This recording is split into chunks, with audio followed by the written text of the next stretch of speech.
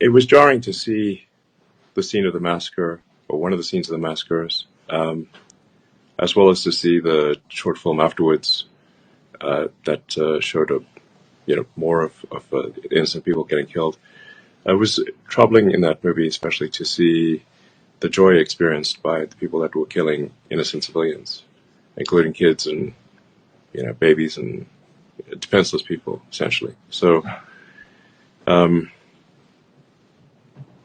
it's one thing if civilians die accidentally, but if it's another thing to revel in the joy of killing civilians. That's not, that's frankly that's evil. The rebuttal is often made that but Israel has killed civilians, also in Gaza. But there is an important difference here, which is that Israel tries to avoid killing civilians, doing everything it can to avoid killing civilians, and there's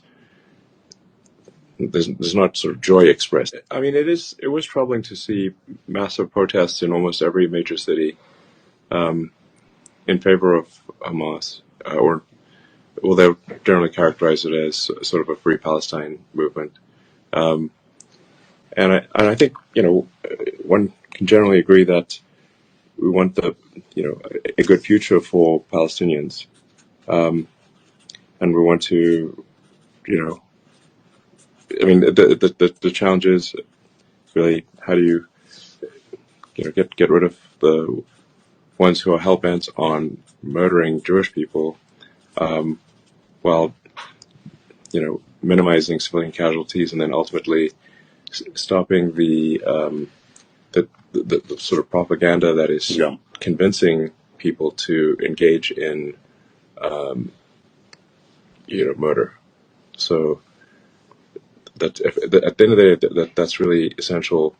Is to figure out, okay, how are they being trained to have these, to believe that murdering and having joy at the death of civilians is a good thing, and to stop that training.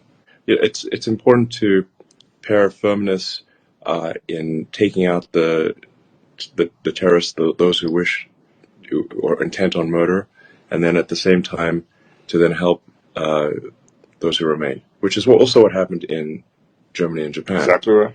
It's interesting because this is quite a rare thing in history. Usually, the victor pillages the loser, and if you look at it after World War I, the Treaty of Versailles was a big mistake, and it created immense bitterness in Germany, and it's part of what led to World War II.